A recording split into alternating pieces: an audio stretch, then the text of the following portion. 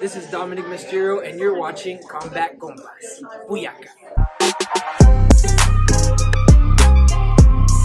Welcome to episode 2 of Combat Compas, where we really get into the UFC, WWE, and some other combats, boxing, some other combat sports. I'm Fernando Ramirez. With me, as always, my co-host, my tag team partner, Gilbert Manzano, OC, Registrar Elite Daily News. What's up, bro? What's up, Fernando? Episode 2 of Combat Compas, and you said it. We talk all about the combat sports, pro wrestling, boxing, MMA, obviously UFC, all that stuff, Top Rank, PBC. We're going to tell the promotions, but today we're going to focus though more on your backyard, pro wrestling. WWE, Triple H has taken over, and they took over WWE and Triple H and Stephanie McMahon took over SoFi Stadium. And that's where I met you again. We reunited in person, Fernando. You were back in California, and you made it just in time for this big event. Exactly. I wasn't even home a week, and we already had something cool to do. I thought it was awesome. So obviously a couple of years ago, and you can see it right here, WWE was promoting, and that's a picture where I'm interviewing Becky Lynch. They were promoting WrestleMania Going Hollywood. That was supposed to be WrestleMania 37. 37 was supposed to be at SoFi State. So 37 was supposed to be at SoFi Stadium. The pandemic hit, everything shut down. It ended up being actually 38 was supposed to be, 38 was supposed to be in LA. They ended up moving it a year because obviously the pandemic, and they wanted to make sure that they couldn't get interrupted by having no fans. They wanted to make it the biggest WrestleMania possible. Gilbert, my sources around the wrestling era tell me Triple H wants to make this the biggest WrestleMania of all time. He has dream matches in his mind. He has some matches that he wants to put. The biggest match I keep on hearing is your tribal chief against the most electrifying man in all of sports entertainment, Dwayne "The Rock" Johnson, in front of the millions and millions of Rock supporters. So SoFi Stadium will probably fit about 80 to 90,000. I think that place is going to be rocking. That Triple H wants to blow the roof off of SoFi, well, the semi-roof, off of SoFi Stadium. And that's why they were reminding people, hey, we're coming to SoFi Stadium next year, WrestleMania. We're bringing the superstars. So it was a pretty cool event where WWE let us come. Folks who were in the stadium were allowed to buy their tickets already. I think, Gilbert, according to Arash Markazi, a good friend of the show, 90,000 tickets were sold in that first night. So, man, people are excited about WrestleMania. I got that email, and it said, record pace for a sellout at WrestleMania. I was like, whoa, okay. Promoting that show, 6 months in advance at SoFi Stadium paid off, and people like us were out there promoting. All the stars were out there for WrestleMania Goes Hollywood, Fernando. And I'll just say this before we have our guest James Williams on, my coworker at SCNG, a big wrestling fan. I'm just a little disappointed, Fernando. I didn't get a chance to talk to Bianca Belair. She's right here behind me. But overall, I had a lot of fun, Fernando. It was funny. Gilbert's like, I just want to talk to Bianca. And I'm like, okay. They brought out Bianca's husband, Montez Ford. Unfortunately, they didn't bring out Bianca. But a guy that we did see out there was James Williams. Like you said, your coworker, he was out there. We welcome James now on with the Compas. James, thank you so much for jumping on with us. And how exciting was it for you to have not only SoFi Stadium, but WWE invade SoFi Stadium? Boys, thanks for having me. You guys can hear me okay, right? We got you, James. Cool. It was great. Like I always tell people, I work in sports. I work with Gilbert, but I didn't grow up watching sports. I grew up watching pro wrestling, and to be able to interact with them and it just, you have the camera on them. They kind of get into their characters, into their gimmicks a little bit, right? But when the cameras are off, they're all like pretty chill and normal people, right? As you would expect, or at least hope. But it was neat. It was just an interesting experience. And for me, that was unlike Gilbert, who can call SoFi his second home. That was my first time out there. So it was an overall great experience for me. And yeah, Eric, I mean, Gilbert and Fernando, you guys know, when you cover media events, you get media availability for some of these different things. Maybe you get one or two players I mean, they gave you more than you can handle, right? Like there was people I was like saying no to, so it was a good time. But much like you, Gilbert, I had a couple tears that I didn't get to talk to Bianca. I was looking forward to that. Yeah, we're not alone there, James. But like you mentioned, there was a bunch of stars out there: Austin Theory, Seth Rollins. The list goes on and on. So we got plenty to choose from. But James, let me ask you. I guess for you, before we get into it, me and Fernando, what was your favorite interview? How did it work out for you? Because me and Fernando were doing our thing. You had your side over there, I think on the right of us. You were hogging the Street Profits, James. We're still mad at you about that. Just kidding. So who was one of your favorite interviews from SoFi Stadium for WWE? You know what? There was a lot of good ones. Raquel was a good one for me. But I think the one that really stood out was probably Dominic Mysterio, and I know you guys got him as well. And you guys had a good food conversation. It sounds like with him. But for me, I talked about him being in San Diego, right? And for that first time on the July 4th episode of Raw, and what that meant, because I know that was an emotional time for him. And he got goosebumps, and he was very open and candid about it. And I kind of wish Ray was there too, because I would have loved to hear just the dynamic those two have, obviously. But, obviously Eddie Guerrero was a big part of what Dominic does just on screen, right? And with that being one of Ray's closest friends in the wrestling business, they're almost like brothers, Eddie Guerrero and Rey Mysterio. But he said, if you look back to that ladder match, that custody battle angle they had, what was that, in '99, I guess? Or no, I guess that would have been early 2000s. 2005. When Dominic was a little kid. Yeah, 2005. Was it 2005? Yeah, and you had a little Dominic with the blonde highlight over the top of his head, and he said it was trying kind to of climb that the ladder that really ingrained that he wanted to get into trying to climb the ladder, right? But I think he said it was that moment, and working with Eddie that closely, I think really kind of put it into his brain that maybe he wanted to be in the business too, like his father and like Eddie.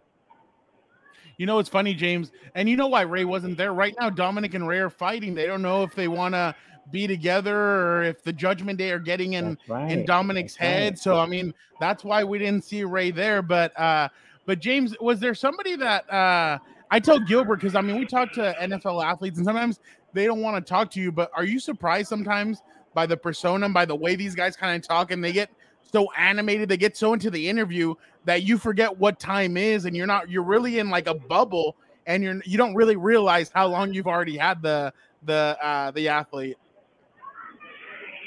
You know what? You're absolutely right about that. And one of the biggest things for me was Austin Theory. Literally, like he made me pop. Like I always try to be professional and straight face and not really try to make any noise during the interview, right? You want a clear answer out of them. But I guess I'm working on this Dominic Mysterio angle, and I asked Austin Theory, I said, hey, you're one of the young guys in the business and you're doing big things, and so is Dominic. He's kind of that young up and comer as well. And I said, just tell me a little bit about him and his work ethic. And Austin Theory just looked me dead in the eye and says, Dominic, he's a piece of trash. And like, what do you want me to say about him? And he turned the gimmick on and off like really quick, and I just like started laughing, like, because we were just talking and everything was chill, and he just breaks into his gimmick real quick, and then breaks right out of it, and just has nothing but good things to say about Dominic. But yeah, it was just kind of nice, and it was just kind of interesting, right? It's just because you don't know who you're gonna get in, and some people take their gimmick a little bit more seriously than others, but yeah, it was just a good time overall, and I really kind of got lost in the whole thing of just being there, and you're so used to seeing a lot of these guys and girls on TV, and there you are talking to them, and in some cases, in a way, I almost felt like I knew all of them just because you watch them on TV every week. It's like you know them without really knowing them. James, that kind of reminds me of a similar story that we had with Austin Theory. Fernando was having his own angle about the Pat McAfee matchup, right? And he was trying to say, what do you mean? What happened at WrestleMania? Oh, I got stunned. Yeah, it happens. It's Stone Cold. And Fernando kept pushing. No, I'm talking about, some guy with a podcast, Pat McAfee, and he shut it down quick. Don't talk about that guy. He's trash. So I thought it was a funny moment. But the best part was like when they do go on character, and Fernando was kind of playing up the whole the briefcase thing where you just kind of get the championship whenever you want. He kept asking, where are you gonna cash in, and what are you gonna do with all the belts? And Fernando and Austin just start looking at the camera, like getting it together. Like Fernando was part of the show. And I'll get on you, Fernando, with this. You forgot to ask for a selfie with Austin Theory. I did. You messed up there. But it was just so fun watching you, James, and Fernando. I should have gotten into it. I was waiting for Bianca. I got selfish. But I was wondering because like you were kind of like just behind the camera, and I was kind of like I was like, wow, Fernando's really hogging all the mic time. I was like, when is he gonna let Gilbert have a turn? But Fernando's the nicest guy on this earth. He would never do that. Well, it was intentional. We'll put it this way, James. Like Bianca Belair is a really, really popular person. So I made a deal with Fernando. I said, you could have anybody you want. You get all of them.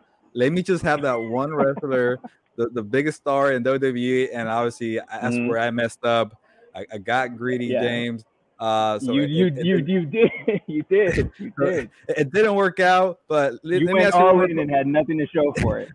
I know, but hey, we got to mingle with Seth Rollins. There was a scrum there. We got to see some matches at SoFi Stadium on the field. That was pretty cool. Yeah. But James, let me ask you this. Before we let you go, it's just kind of this weird thing we were talking about where like the traditional media outlets don't know how to cover wrestling. And you and I are like, why is it so hard? Like me and Fernando's going to lose his mind right now.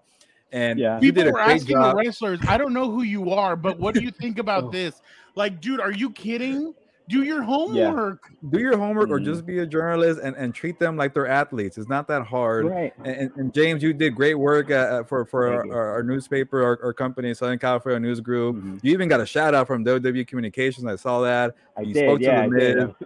So you're putting the work and the grind and writing stories the traditional way. Can you touch on that? And why is it so difficult for people? And why do you feel like it's important to talk about it?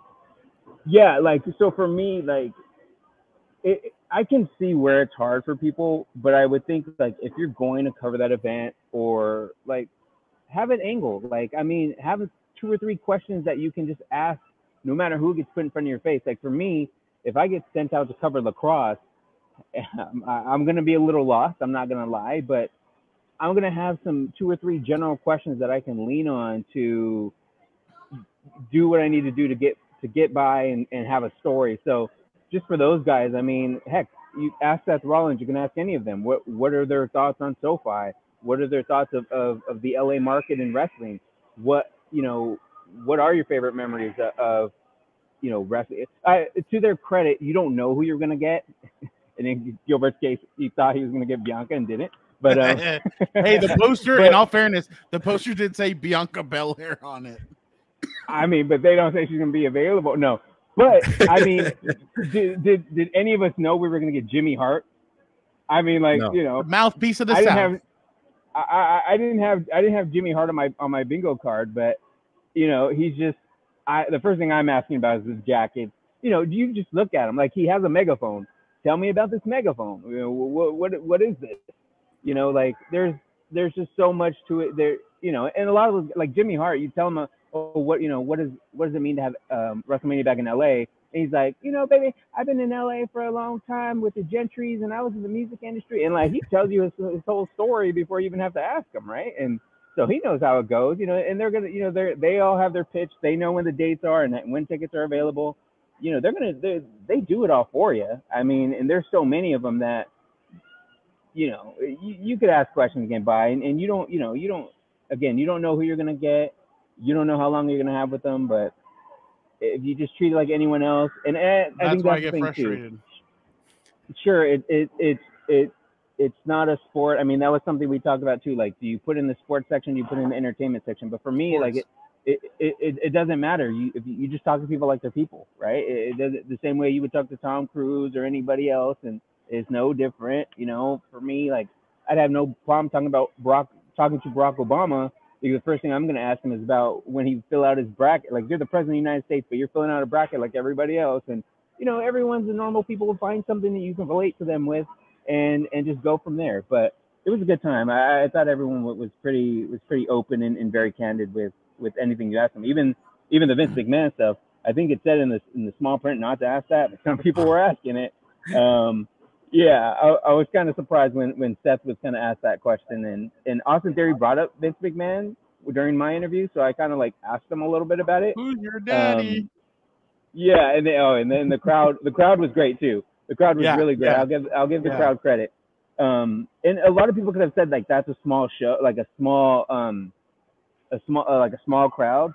But I mean, that's almost like a little indie show, right? That's It is. And that's really not a knock on indie shows, but that like, NXT, like, I mean, what they're doing now in NXT 2.0, that's probably about the same size, if not smaller. I mean, that's probably bigger what we had at SoFi. But a lot of people also were sitting down, and they were still like, when Gilbert and I left, people were still grabbing beers, they were buying food. There were still a lot of people inside starting to make their way in. But James, just before I have to ask you one last question before we let you go. Sure. If it really is the last match, The Rock versus Roman Reigns, SoFi Stadium, tell us about that. Like, I'm getting goosebumps now. Speaking of goose, like, the energy is gonna be incredible at SoFi Stadium.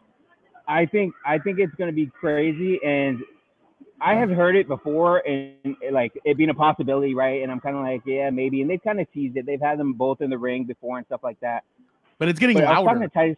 It is. No, it really is. And I was like talking to Titus O'Neil at the ESPYs, and I'm like, tell me about the LA and what it means to have it in LA, coming up in April. And he's like, oh yeah, it'll be good for the community, yada, yada, yada. And who's down here often? The Rock. You know who his cousin is, right?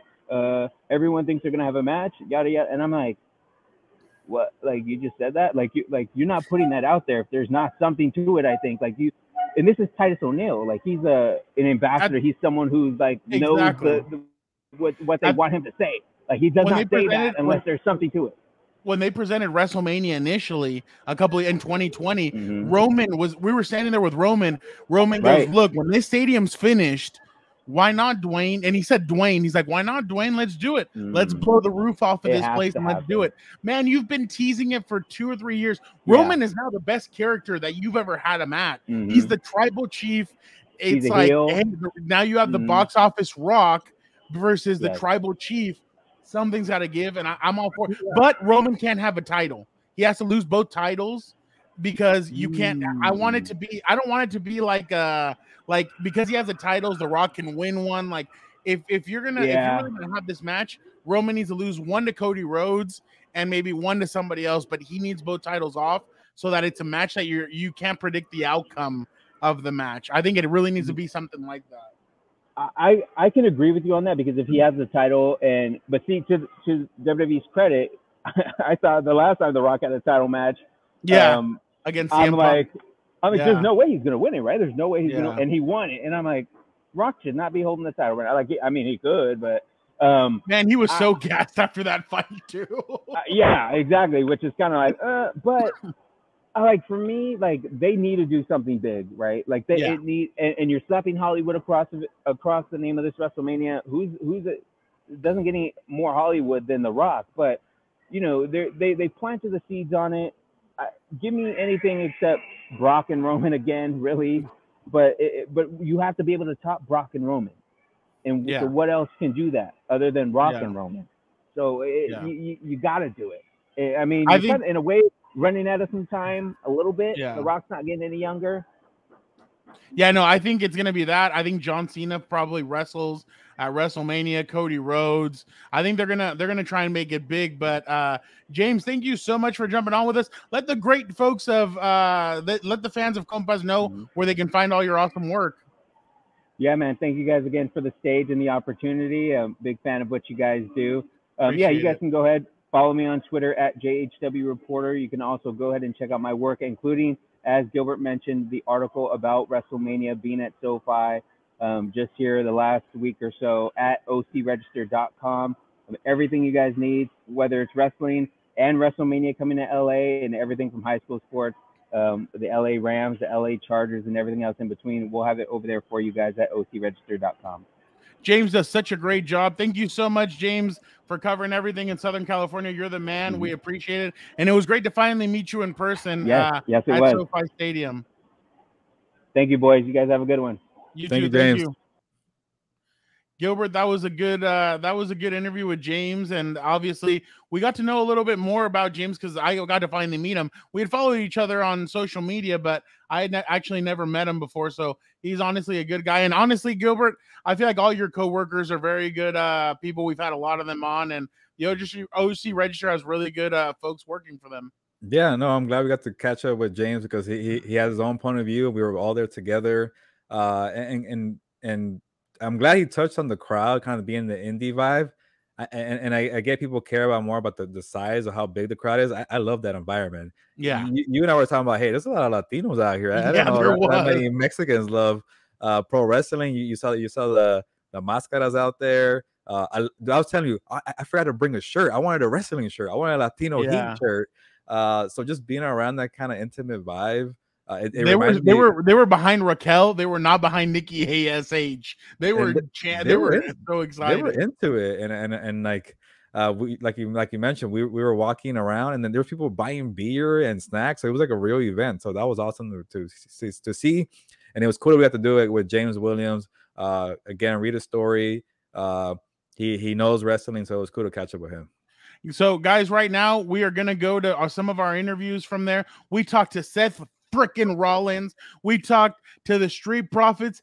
They want the smoke. We talked to Dominic Mysterio, Austin Theory, Nikki ASH, Jimmy Hart. We talked to so many guys. Here we go. Now let's present this, and then we'll go to a little Dan and Dago. And man, if there's anybody that can really get us hyped up, it's Dan and Dago. So first these interviews, then Dan and Dago, and then we'll come back and let's see what else Gilbert and I got on here. The second episode of Combat Compas. Your dream opponent at WrestleMania? Heartbreak Kid Shawn Michaels, baby.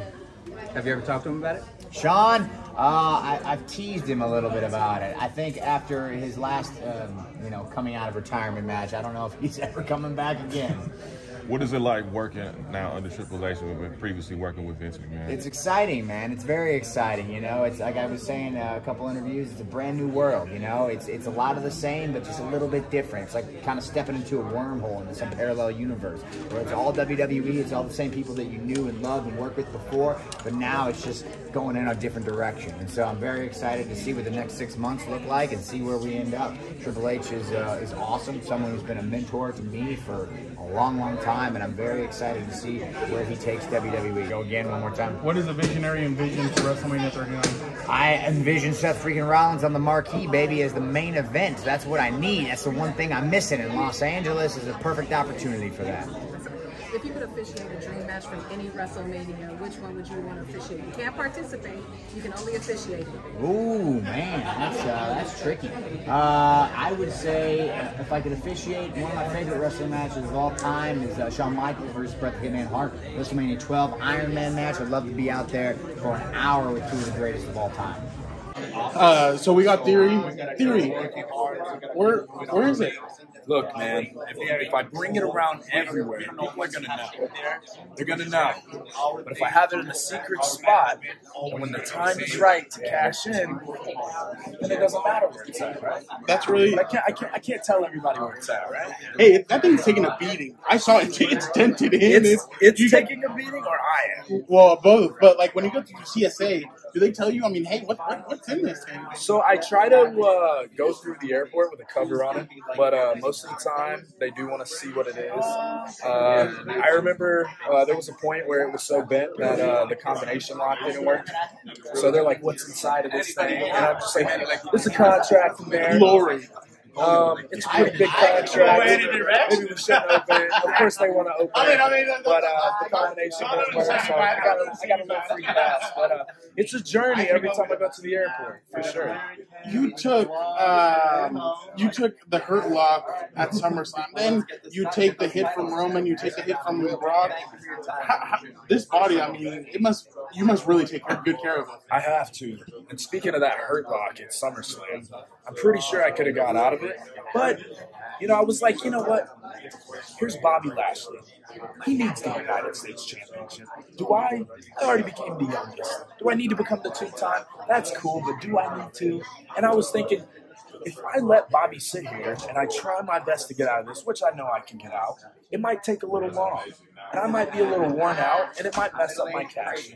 So that was my mindset with that. And then, you know, going into the cash-in, was not expecting the ring to be sideways up in the air. And, yeah, Brock Lesnar came out of nowhere, and I wasn't able to successfully have an attempted cash-in. So it was an attempted cash-in, but I still got the money in the bank. So, you know, still the youngest. The problem is, too, you'd have a belt here, you'd have a belt there, and a belt there. It might hurt you. It could be sore from carrying so much gold. Just just being the guy, you know, just 2 titles, I think. You talk about being the youngest and all that you've already accomplished, but being at WrestleMania, I mean, even for you, going from being a little kid dreaming of being at one, now it's going Hollywood. What does that for you mean for you? It's so crazy because all of these things like you dream about and you put in the work and you know you're on the independence and you're dreaming of being in WWE and then it's like when we get here, it's great and it's so fast though. Like you have to slow yourself down. And I think that's why for me, I like to look at each day and take it in and enjoy it. Because, you know, WrestleMania, especially in Hollywood, you know, as a kid, Hollywood is the biggest, the coolest thing. And then on top of that, it's WrestleMania, the biggest show in all of sports entertainment. And for me, it's just like even being here today and walking out on the field and being like, wow, like in due time, you're going to be right here. And it's going to be WrestleMania and it's going to be sold out and it's going to change your career. And to me, that's so much to take in. But I'm just living my dream, man. That's all I'm putting 2 and 2 together. It's going to change your life. It's your dream. Can we see a cash-in? We could. And when we think about a possible cash-in, we could be seeing the tribal chief versus the most electrifying man in all sports entertainment. That could happen. And somebody would come in and screw that match up and take the headline away from them? I mean, just think. Either the tribal chief goes down and The Rock's the winner, and then here comes Theory. Imagine The Rock loses to Theory, and Theory becomes the youngest undisputed WWE Universal Champion of all time. Beautiful. Hollywood. That's Hollywood. That's Hollywood. That's Hollywood. I'm writing a movie. Yeah. I am writing a movie. Thank you so much, Theory. We got the Street Profits with us, Angelo Dawkins. We got Montez Ford. Guys, WrestleMania Goes Hollywood. What does that mean for the Street Profits? Street Profits go Hollywood too. About time. Okay. Street Profits are Hollywood. You see Street Profits, you think of Hollywood, you know Hollywood, you see Hollywood, you smell Hollywood, you taste Hollywood, you know the Street Profits are Hollywood, and we got coming to Hollywood to do it real good. WrestleMania 39, we're gonna feel fine. The last time we was here, actually one of my favorite WrestleManias, WrestleMania 21. We did all the movie vignettes and everything, and now everything's changed. But we acting strange. Street Profits are here. Street Profit movie coming soon. You know what we need? Some 1 year. No. One belt here. I wouldn't say no to it. But one belt here, one belt here, one belt there, one belt there. Coming into Hollywood. I'm painting a movie, I think. What? I'm painting a movie. You are? That's not familiar. You know what? He's painting a movie of us walking in the room already. Right. We already. Oh yeah. Right. Oh yeah. You know what? I like the way he thinks. Business. I like the way he thinks. And you know what? That sounds true. Been on edge the last few times, you know what I'm saying? Not really getting the dub, but we still love. There's still always love. Right. We get it. Well, when you have the ones actually using other people to kind of help them, I mean, you know what? You ain't want to make excuses. Yeah. They have the tribal chief, they have the bloodline. They have a bloodline. The bloodline is very strong. They've been very dominant for a very long time. All good things. One bad things. Wrap it up. It's time. You know, the last few months have been just a whirlwind of emotions, I think, because I've been working so long and so hard in NXT to get to this moment, and now that I'm finally here, it has been just excitement nonstop, and I feel like I've been able to transition so seamlessly into the SmackDown Women's roster, and I've been able to add something different to them, and that's, you know, height, strength, power, and it's been just so much fun working with these women that I haven't had the opportunity to step into the ring with, and it makes me excited for more. It makes me want to work every single woman on the roster so that I can just gain more and more knowledge and become a better performer myself. I believe one of your first few nights you fought Ronda Rousey. What was that like, and just getting to go up against? I mean, it's not just you go up against one of the better wrestlers right away. How was that? It was definitely nerve-wracking, and I'm getting goosebumps just thinking about it, because it was the most pressure I've ever had on myself, I think, as a performer. And I mean, main eventing NXT TakeOver last year for WrestleMania was a lot of pressure. But this itself, it's Ronda Rousey. She's the baddest woman on the planet. She has a reputation of just taking people out, So I was definitely on my toes the whole time. I was definitely nervous the entire time. But I was really excited to just be thrown in the fire like that. There's something about being thrown in the fire and performing and going out there and coming out and just like having that feeling of like, yes, I did that. Win or lose, I did that. Talk about the surreal moment that these last 2 years have been like for you. I mean, we knew you from when you were a kid. You did some segments with your dad and everything. But now to be a WWE wrestler, your dream comes true. What has that been like for you? Man, it's honestly a dream come true.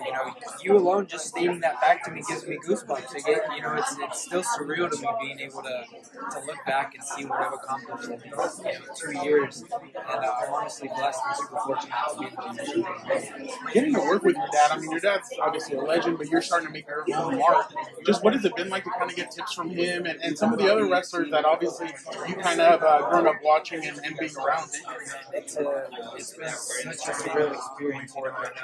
My dad gets on me a little bit about little things, nitpicky, but I understand that he's one of the best to ever do it. So everything he tells me, I take it as it is. Because he's who he is for a reason. So I try to soak it all in and try to make sure that I do the best that I can. In the ring, and maybe overall as a performer and a wrestler, because they're obviously a package deal.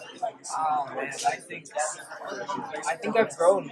Not as much as I've wanted to, just because our schedules are so crazy. But I've only been in this game for a year and a half now. August 23rd will be my official 2-year anniversary. So the sky's the limit, and I think I can just keep getting better. You guys brought 2 championships to San Diego when you guys won the tag team title. What does that mean to kind of put the 619 off? I mean, obviously, and bring back those titles and bring them home and be the first father-son duo to ever win those. Man, it honestly felt amazing because I had seen my dad win, tag team titles before with, guys like Edge, Batista, Eddie Guerrero. So being able to be a part of that list is just surreal, and being able to bring the tag team title home and be the first ever father-son tag team champions. You grew up 2.5 hours from here. What does it mean to have WrestleMania in LA and you be a part of WrestleMania Going Hollywood? Man, it's honestly crazy because my last memory of WrestleMania Hollywood is WrestleMania 21 when my dad opened the show against Eddie Guerrero, and it was the first time the tag team champions faced each other at WrestleMania, just let alone in general. So I think just talking about it gives me goosebumps, man. It's history. You can't write this. It's surreal, and I can't wait for WrestleMania here again. 2023.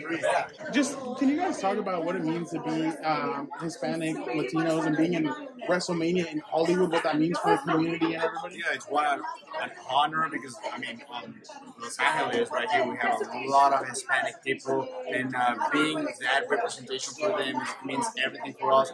And hopefully we are part of WrestleMania 39. We are in the ring representing all of our Latinos, and we're gonna do our best from now to WrestleMania. It already feels like home, so it's gonna be like this place is gonna be hot. It's gonna be incredible. So we're excited. We're excited. Some wheels enough. Hotter than it is right now.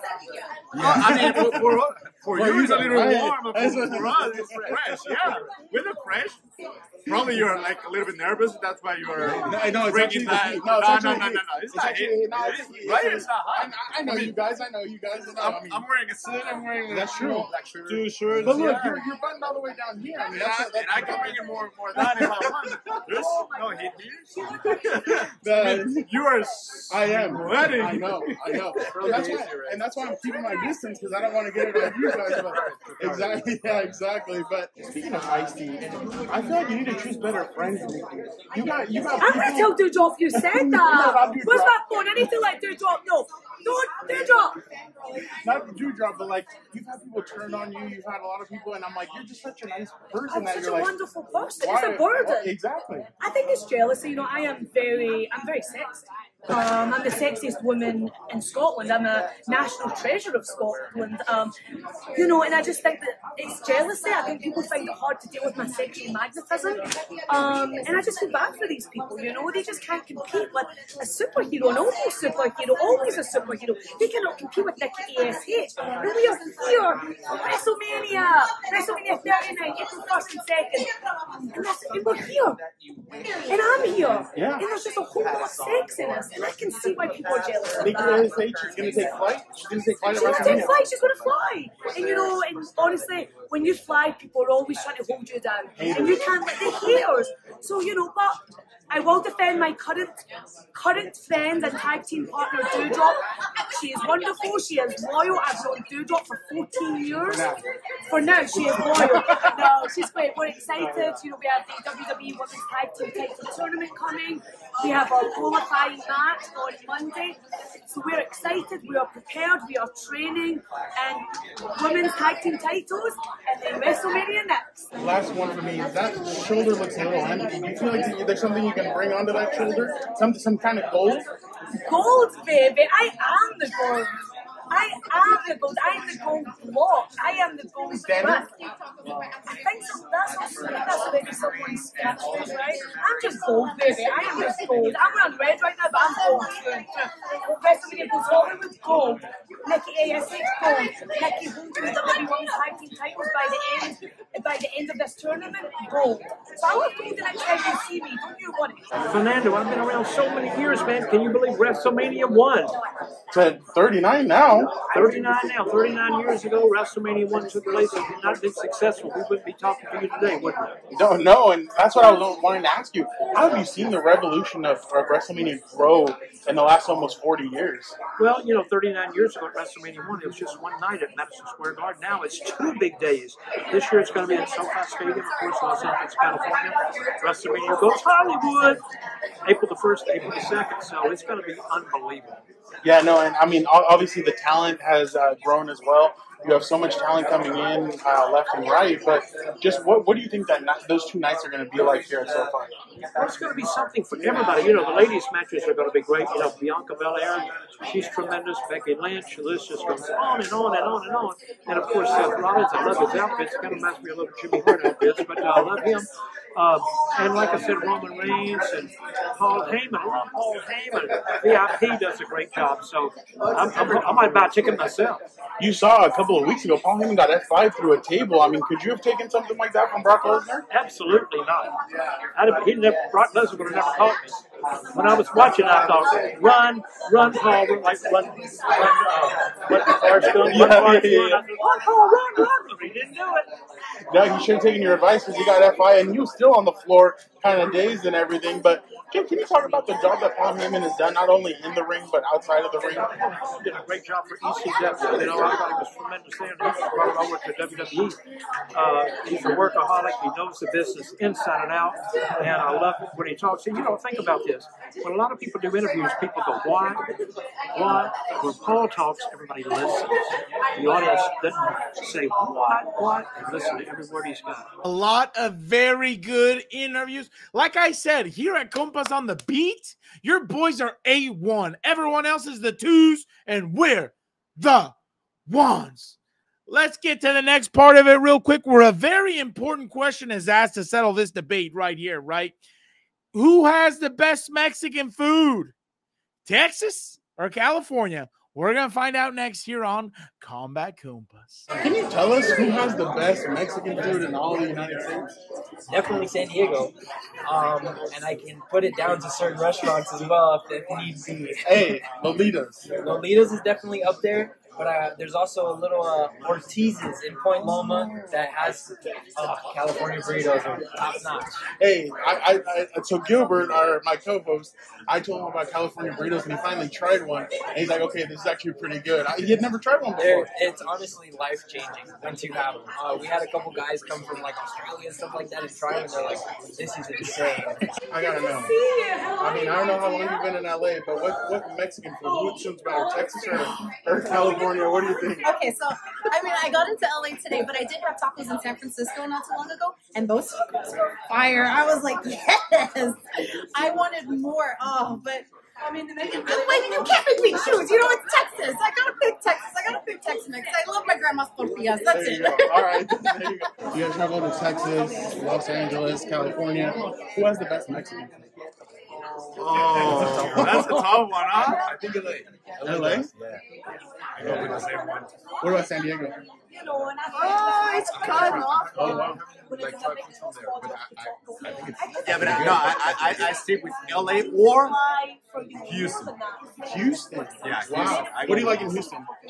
Tacos. I always go with tacos. Tacos are the best. Yeah, we're watching Comeback Compas featuring the Street Profits. Because we live, breathe, and die by them 4 words, which is we want the smoke.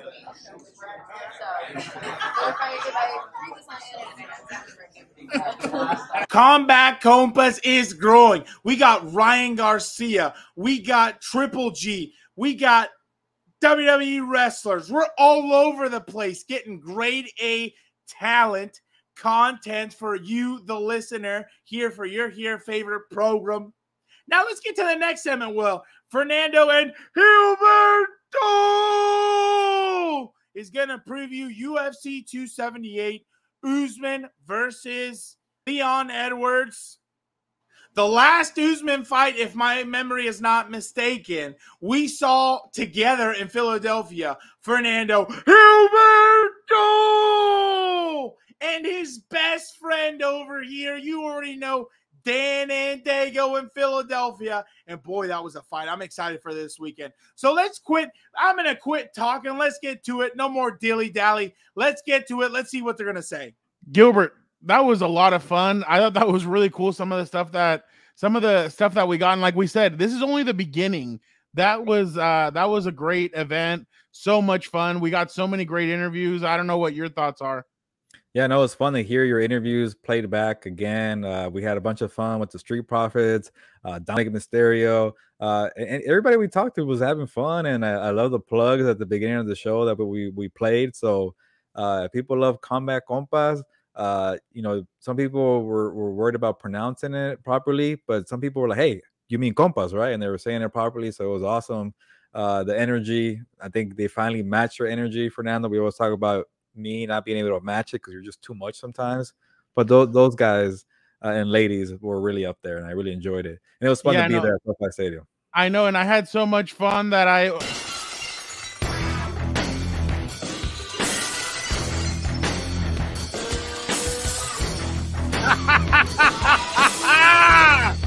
Guess who is here? Guess who is breaking down the door, entering this just comes out of nowhere. Favorite program? I thought we got rid of you this week. What's that? You ain't getting rid of me. That's a personal foul right there. Don't hit below the belt. You're never getting rid of me. I'm like, Dan, oh, you're right. Dan, sorry. How excited are you for WrestleMania going Hollywood?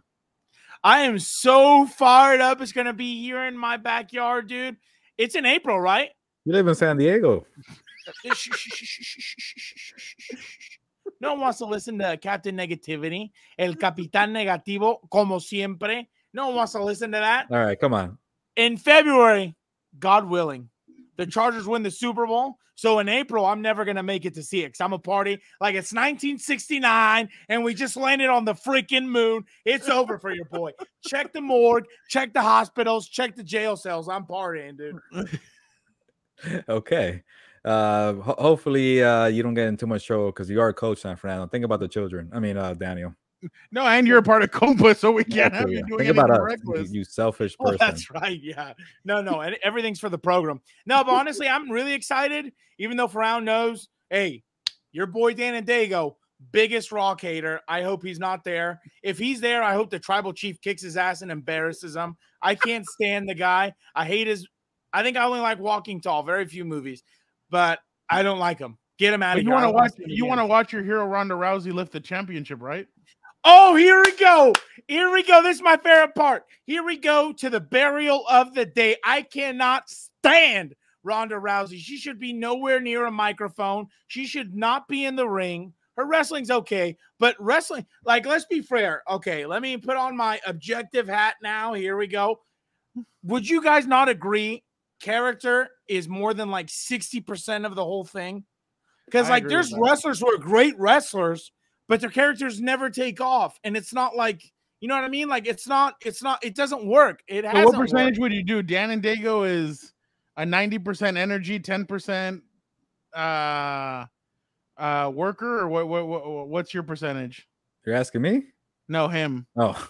My percentage, I'm freaking 90. No. I'm 50-50. I'm the perfect happy medium, dude. You get me in a ring. Oh, look at that. I already got a little shoulder bump. I'm going to be like the nature boy walking out there and everything. I'm good to go. I'm 50-50. That's the perfect happy medium. But if you remember, right, Sandman, terrible wrestler, had an epic entrance. People love the guy. Goldberg, terrible wrestler, had a great entrance, had a great persona. People love the guy. There's been other people who have been bad wrestlers, but because we just brought on Dan and Dago to again bury Ronda Rousey. I thought we were going to talk some UFC, right. Fernando. Let's move on. No, I know. So obviously, I'll ask him one quick question, and wait, that's it. Just to finish this. Am I unmuted? Yeah. What's your dream? Okay, What's your dream match for WrestleMania 39? Oh, this upcoming? Yeah. Well, I already saw Steve Austin. Let's see. It could even be like with some of the wrestlers that are in there now. Yeah, in there now. I have to see low key. I would love to see the KO show Kevin Owens versus the American Nightmare Cody Rhodes. I feel like that would be a great, not only promotional thing, but that would be a great match, dude. By the way, hey, here's another one. Little spoiler. Your boy, big KO fan. Kevin Gilbert, Owens, what about you? Yeah. My favorite, like my dream matchup for headlining. Yeah.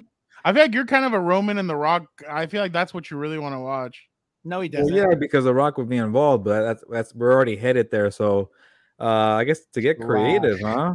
You know what? It'd be nice if Sasha Banks hasn't arrived just yet. You wait a little longer, make a grand entrance at WrestleMania. Bianca Belair, run it back. So 2020. No, rematch. thank you. 2021. I know why you don't like that match, Dago, but whatever. It should be someone else, dude. She's gotten so many opportunities. Like, look, come on. Who do you want to see In the women's division? Yeah. All right. So it's Bianca Belair against Liv Morgan. How about that? There you go. Are we happy now? No. I would rather see her against the man, but I guess we've already seen that many times. I Who's wouldn't up and mind coming that. that we could pick? No. Here we go. I want to see Bianca Belair, the EST of WWE, versus Rhea Ripley from the what's her name? Ooh, that'd be a good one. Yeah, from the Judgment Day. Yeah, from the Judgment Day, but she's like the exterminator or something. Let's go. Trying to talk trash. Let's go. My match that I really want to see is finally, after so many years, we haven't gotten this match. One-on-one finally on the stage. Ronda Rousey versus Becky Lynch. I want to see that match. No thanks. I've been waiting for that match. I love Bianca. No, gracias. You know Becky's gonna tear her a new one when it comes to the mic. So I want to watch that. So all right, want to see a run through? Becky, the only reason I don't smash your face in is because I don't want to. Okay. One day I'm gonna get Ronda Rousey on this program. We're gonna get Ronda Rousey on this show, and I'm gonna play back everything you said. By the way, I don't care. Write it down. Write me a letter so I have something to wipe my ass with. By the way, I understand. What are we, PG-14 in this program? Because that's right. It's a new era, baby. Triple H is in here.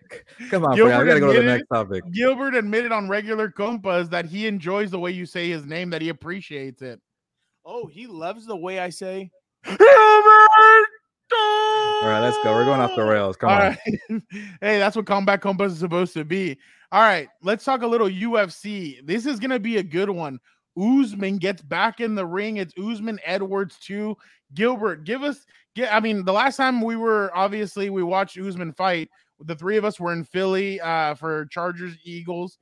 Gilbert, give us a little bit about this. Tell us a little bit about this matchup. Yeah, is that accurate for now? That was the last time he's fought, huh? That's a long time ago. Yeah. Well, for him, because Usman was very active. He had the injury, so he had to kind of wait around till he got healed.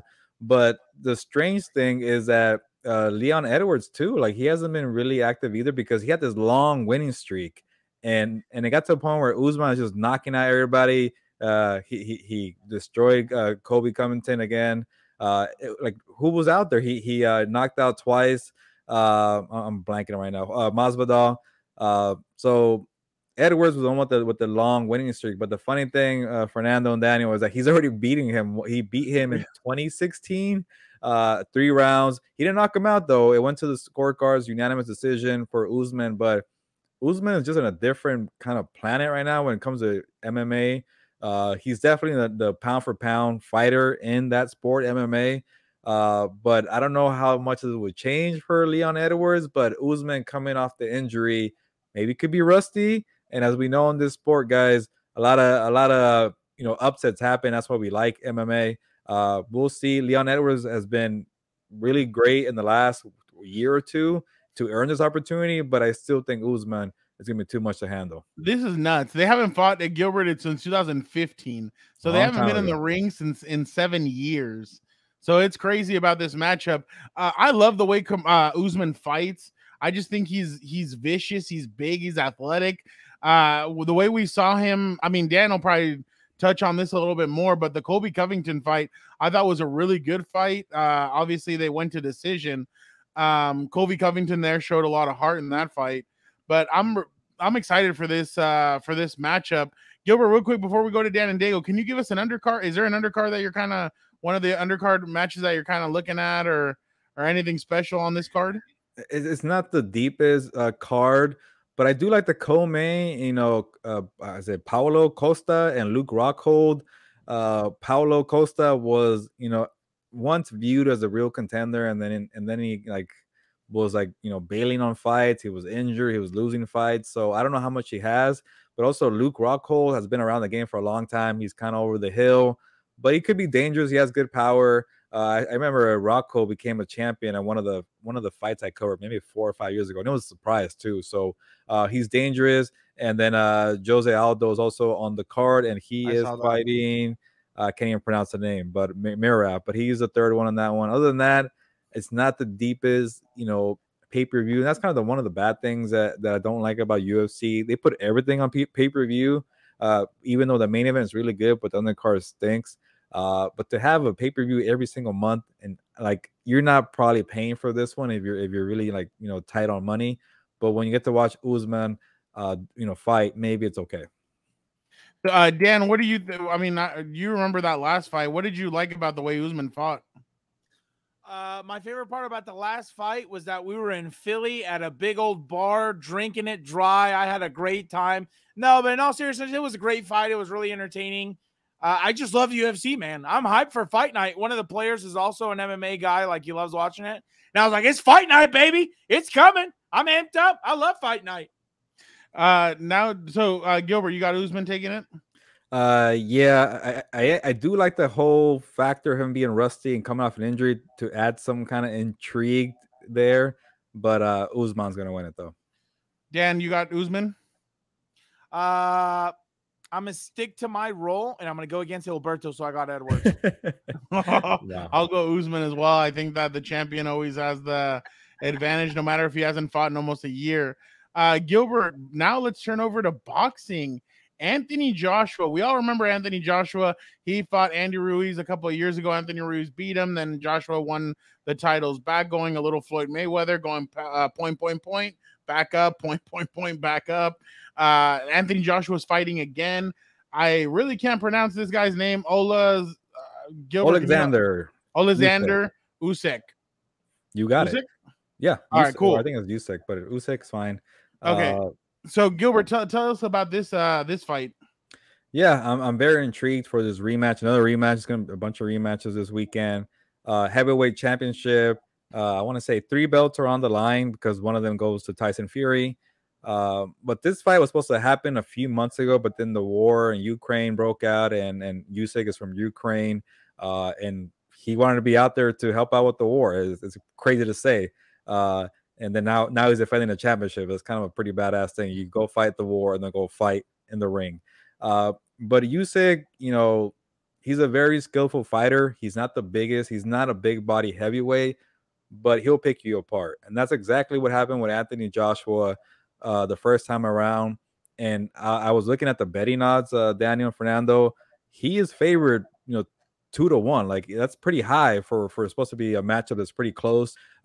It's one of these things where we already know Anthony Joshua lacks skills. He doesn't have a jab. He has a weak chin, but he's big and he has some power. So if he's able to catch Usyk with his power, then maybe he goes down. But the way that first fight developed and where he just pretty much picked them apart with the jab, moving around, maybe that makes you feel like there's no intrigue there. But when you have that much power and you're Anthony Joshua, it takes one punch. They're going to fight in Saudi Arabia. It's going to be one of these early fights on Saturday afternoon on DAZN. But me being a boxing nerd and I love the heavyweight division, even though Usyk is not really a big heavyweight, I'm going to still watch. Anthony Joshua to me has kind of been, like you said, one of these guys that hasn't really kind of picked it up in the last few years. Gilbert, with Tyson Fury kind of stepping away from boxing a little bit, where does that leave the heavyweight division? Yeah, I guess the winner of this match would be the top dog. I wouldn't mind seeing Deontay Wilder fight the winner of this fight. Obviously, he couldn't do it against Tyson Fury. Like, at some point, you got to say, hey, you're the better man. I failed. I'll try with somebody else. And he hasn't fought one of these guys, and Deontay Wilder has power to knock out Usyk, but he's kind of like Anthony Joshua. He doesn't have the defense or the skill. I think he might be a better chin on Deontay Wilder, so he could catch him. And then we could have gotten this fight 4 years ago, and I was so pumped that it would have happened. Anthony Joshua, Deontay Wilder, as we say, styles make fight. They're both heavy-handed, big body heavyweights. There's no skill there, but they're just gonna brawl it out. So I wouldn't mind seeing Anthony Joshua and Deontay Wilder go at it. But you're right, Fernando. Without Tyson Fury there, who keeps saying he's retired, he might go do maybe that's right there. He might be a WrestleMania main event at Tyson Fury. Then he comes back and defends the belt. He's good. He's taking the Mayweather playbook where he's like, I'm gonna retire, I might not, and you generate headlines like that. So I don't know if he's retired just yet, but it does kind of add some intrigue here without Tyson Fury being an active fighter. Hey, Stooge, quick question from me. Do you think Andy Ruiz can get back into the heavyweight division and get this stuff going, like essentially come back for a title fight? Well, he fights Luis Ortiz at crypto.com, whatever, Staples Center in LA, September 4th. Staples, and Luis Ortiz is an older fighter. He's Cuban, so you don't really know the age. He might be like 50 or he might be 42. I don't know. But he claims to be like maybe 40. I forget. But he's like another heavyweight. That's the thing with the heavyweight. They have no skill, but he has power. So maybe if Andy Ruiz gets by a very, tough matchup and Luis Ortiz, maybe he gets back in the title picture. I don't think he's in that level of the guys we just referred to. But I wouldn't mind watching Deontay Wilder and Luis Ortiz go. I mean, Andy Ruiz go at it because Deontay Wilder already knocked out Luis Ortiz. That would be kind of a good matchup for him. But there's some names in the division and in the heavyweight, and you reminded me, Daniel. But it's not the most glamorous when Tyson Fury is not involved. And Gilbert, 6'9" Tyson versus a 5'10" or whatever. And a great singer too. Yeah. Oh, I love when he sings "Bye Bye" and "Miss American Pie." I think that's awesome. Gilbert, over the weekend, Teofimo Lopez returned to the ring, big KO win. What do you think about his return, and what do you think is in the future for Teofimo? It was a good bounce back fight for Teofimo. He was I think undisputed champion at lightweight, and he lost to Compas, and it was a surprise, one of the biggest upsets of last year, and he had to kind of take that L and figure out what to do. He moved up to junior welterweight, 140 pounds. And he did what he had to do against a nobody. You know, he knocked him out in the 7th round. He was being flashy. He was showboating. So he got the confidence back. Now, what do you do at 140 pounds? There's some talent there, but he kind of left the glamour division 135, which is Ryan Garcia, Tank Davis, Devin Haney. So now he's kind of like, what do you do at 140? We don't know if the power carried up because, again, he fought a nobody. But I still think Teofimo Lopez, this is a guy who beat Lomachenko at the height of his powers not too long ago. So I'm not going to give up on Teofimo Lopez. But it was kind of like, okay, you're back. The confidence is back. The swagger is back. Now let's see what you actually do against the heavy hitters at 140. So obviously with that being said, Kid, you think he could climb the mountain back up and be one of the top guys? Yeah, I think so. You know, again, it's not the biggest names at 140, but there's some talent. I think he could maybe eventually take over the division and do his thing there.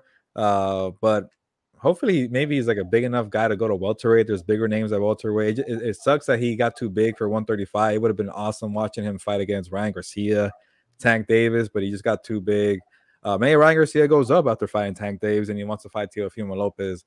But it was a good comeback fight, and I think he'll be fine. He'll figure it out. But you got to fight better opponents, though. Oh, I heard he invited Oscar De La Hoya to the fight to scout him out. Does Lopez want to fight our compa Ryan Garcia next? That's again, awesome. It's kind of tough because they're in different promotions and I think different TV channels. Top Rank and is with ESPN, Golden Boy is with the Zone, and Teofimo's with Top Rank. So I'll be cool with that matchup. I think Teofimo hinted that he has a fight in December, and Fernando Ryan told us he wants to fight in December, and say he doesn't get Tank Davis. There's just too much money problems and they can't figure it out. Hey, maybe he goes up to 140 because now that I remember, Fernando, he's been saying that he's getting too big for the division too. So maybe they fight at 140, and I'll be very intrigued. I don't know if it should be, maybe it's pay-per-view worthy. I don't know just yet, but I will definitely want to watch that and see Ryan Garcia and Teofimo Lopez throw it down.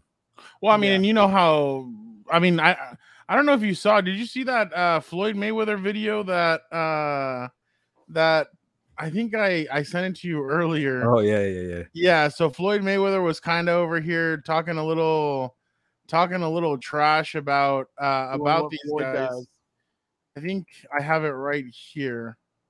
Let's see what Floyd Mayweather had to say about. You have to bleep it out, huh? No, the fuck you don't. He gonna get fucked up. No. That was real quick. Garcia. He has speed. Man, Ryan Garcia. Actually, you know what I'm gonna do?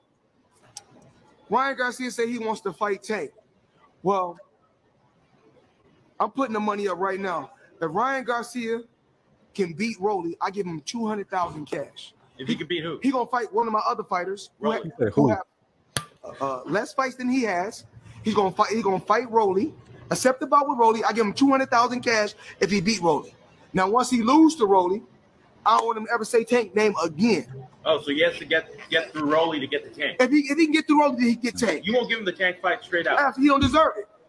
He's undefeated. I figured him out, Fernando. He's undefeated. I figured him out. He is a promoter. He's lacking stars at Mayweather Promotions because Tank Davis is technically a free agent, Fernando. Yeah. So Rolly Romero is part of the Mayweather banner, so he wants a money fight. Ryan Garcia and Romero, he's a smart promoter, and he's like, hey, 200,000 is nothing for that guy. So he's like, hey, you fight this guy, you win. He's gonna even out eventually because he's gonna get money off the freaking pay-per-view or whatever he's doing. Yeah, no, definitely. That's exactly what I was thinking too. That's exactly what Floyd wants, but get out of here. Like, everybody wants to see Tank Davis. Remember, I asked him for Christmas, can you get us Tank Davis versus Ryan Garcia? He said, I'm going to be Santa Claus. I'm going to try and do the best that I can. So I'm definitely excited to see about that. But Gilbert, thank you so much. You gave us some good info about UFC, boxing. I definitely always learn a lot from that. Dan, you got anything else before we go on this great episode 2 of Combat Compas? Yeah, thank you very much. I just want to take this time to come back out and say Ronda Rousey should never step back into this ring. I thought you were going to cut me out. Okay. We get it, Daniel, Ronda, whatever, Rousey, whatever. Yeah, we all agree she's not the best, Daniel. But you have to say it every single week. But I'll say this, Fernando, another good episode 2 of Combat Compas with the focus on WWE. Kudos to you on the great interviews. It was cool to see you on the microphone with these superstars from WWE. And it was fun to listen to it again. And if you like that content, more is coming in WWE. So subscribe to Combat Compas. Give it that like, subscribe, comment, say Dan and Dago was wrong about Ronda Rousey, comment, whatever. Thank you. And we appreciate Dan jumping on with us and talking a little boxing. Yeah, no, thank you guys so much. We definitely, like Gilbert said, go like, subscribe. We have so much content coming out. We really are trying to take off with both Compas on the Beat, obviously Combat Compas. We have so much stuff coming. We're definitely excited about it. And honestly, for us to have been to the event and talk to all these guys, all these wrestlers, and everything was a lot of fun. But like we said, we're barely getting started. This is the ground floor. Dan and Dago said it on Compas on the Beat. This is the ground floor. We're getting started. We're definitely up to something. We're cooking some stuff up. We're definitely excited. And thank you guys so much for watching Combat Compas. This has been episode 2. Don't forget. And again, thank you guys so much. Don't forget, Chargers preview, Rams preview, regular Compas. Everything is out. Also, we're going to have the full interviews of all the WWE guys that we had. So definitely check those out. Thank you guys again so much for rocking with us. But for the time being, ¿sabes qué, Gilbert? It's time to go. Vámonos. Ya nos vamos. Pues vámonos.